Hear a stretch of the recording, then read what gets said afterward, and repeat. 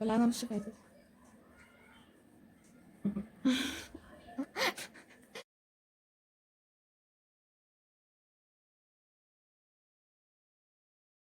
السلام عليكم ورحمة الله وبركاته، حبايبي وحبايب أم حسام. يا مساء الجمال عليكم. هنبدأ الفيديو النهارده بتاعنا بالصلاة على النبي. اللهم صل وسلم وبارك على نبينا محمد وعلى آله وصحبه أجمعين. النهارده يا جماعة إن شاء الله هنعمل بانيه محمر، وهنعمل مكرونة بالصلصة. ماشي. عايزة كل اللي يخش بقى يصلي على إيه؟ على رسول الله. صلوا على النبي كده يا جماعة. إيه؟ ماشي، متقطعة كده. بصوا يا جماعة، متقطعة كده. طبعا بشرت بصلاية. عملت بصلاية في الكبة، نعمتها وحطيت حطيت البصلايه وحطيت عليها ملح، شويه ملح يعني، وحطيت فلفل اسود، وحطيت معلقه نص معلقه بابريكا و... وايه تاني، وحطيت كزبره، معلقه كزبره صغيره، وكسرت بيضتين عليهم، وحطيت حوالي 3 معالق حليب. وكل ده بقى مع بعض وتقلب مع بعض. الكلام ده انا عملته الصبح.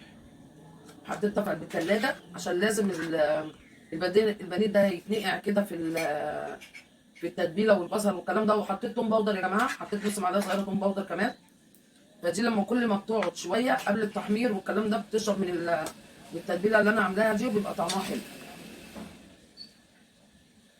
حلو كده.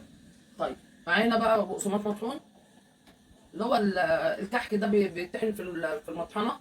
بس انا ما بعملش كده. انا زي في الفيديو قبل كده قلت كيلو البقسماط 8 كيلو.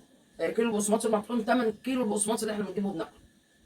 مع ان دي بتبقى حاجات فايضه ما بتتباعش في قلب الفرن، وبياخدوها بقى يطحنوها ويعبوها ويبيعوها. بس برضو ايه، عايزين يشغلوا دماغهم علينا برضو. فانا دلوقتي ده الخبز، انتوا عارفين الخبز البلدي اللي انا بقطعه قدامكم وباكل بيه دوت. في لقمه ربع رغيف، لقمه نص رغيف، بحوشهم واحطهم في صاج في الهواء. بعد كده بدخلهم الفرن يتحمصوا وبطحنهم جامد زي ما انتم شايفين كده، واعملهم بقسماط. اصلا البقسماط اللي في الفرن ما هو دقيق وخبز. فبعمله كده اهوت. وطبعا دلوقتي حطيت معلقه ايه، كركم عليه، هي اللي خلته اصفر كده.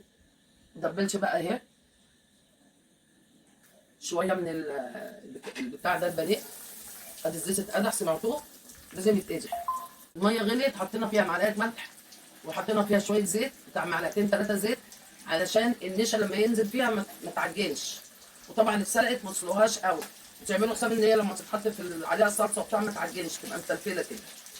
واللهم صل على النبي، اتسلقت واتشطفت بميه سخنه عشان تفضل حافظه السخونيه بتاعتها. يعني بتفتحوا الحنفيه بتاعت السخان، تنزل الميه السخنه عليها، منها تتشطف، وفي قلب مصفى، والنشا بقى نازل من الناحيه الثانيه. بعد كده بنروح راجعين المصفى كده، وبنحطها بقى وتحتها ايه، طبق اي حاجه لما تصفى الميه بتاعتها، ونحطها في حله. والصلصه هي معايا، اولع عليها بعد ما اعمل البانيه تسخن برده. ودي الطماطم اللي انا عملتها قدامكم وعديتها فيها بصل وكل حاجه. بصوا، افتح تاني. بصوا يا جماعه، بصوا. ايوه. عارفه انا مش فاتت. حطينا معلقه فلفل اسود صغيره هنا، حطينا معلقه ملح كبيره. ماشي. وطبعا انا وانا بخلط الطماطم مخدع لها البصل. الطماطم اللي انا عبيتها قدامكم لسه هتنزل فيديو شوت صغير. مخدعه لها البصل كتير، يعني دي فيها بصل. ماشي. الشفشق الميه ده كان فين؟ اهو. وراكي يا ماما. ماشي. واللهم صل على النبي.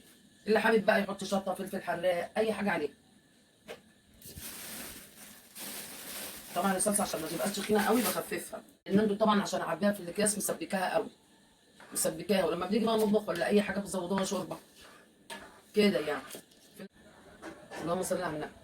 ايه رايكم في جمال الحلاوه دي؟ طبعا نسيت اجيب بقدونس. البقدونس ده بفرشه تحتيه بقى كده، وبيبقى باين شكله اخضر كده حلو.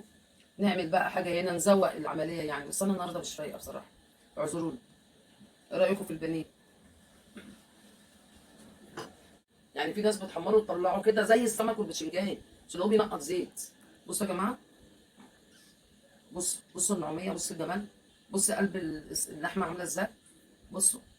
طبعا عشان مش كمان انا قدحت الزيت لكن بعد كده وطيت، عشان وطيت شويه يعني عشان النار ما تبقاش مشعوطه.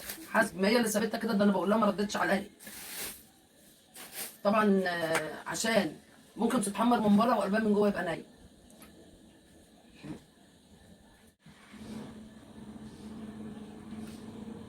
رديت عليك يا قلبي. طبعا هشوف لو عوزت تاني احط عشان طماطم كتير، انا عامله بزياده يعني. واسيب راسي بقى، مش عايزه اسيب راسي ليه؟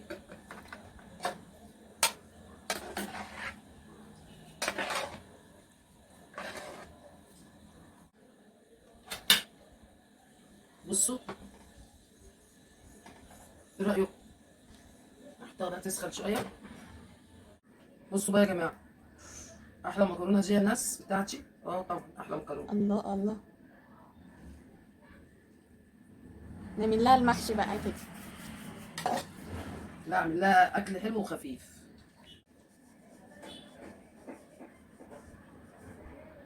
وحوح. الا دي بقى لو عليها جبنه رومي مبشوره اوعى. جبنه موتزاريلا. مم.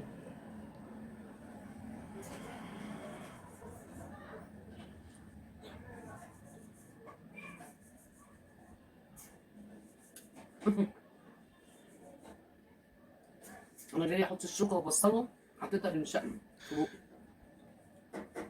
على حته البانيه بقى.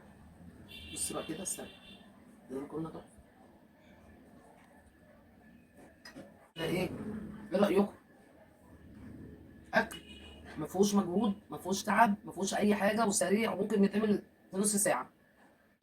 اشوفكم بقى على خير في فيديو جديد، واعمل لكم الاحسن من الاحسن، وادعوا لام ميرفت بالشفاء ويشفيني ويشفي جميع مرضى المسلمين يا رب، ويصبرنا على اللي احنا فيه، ويرحم امواتنا واموات المسلمين اجمعين وجميع الشهداء يا رب.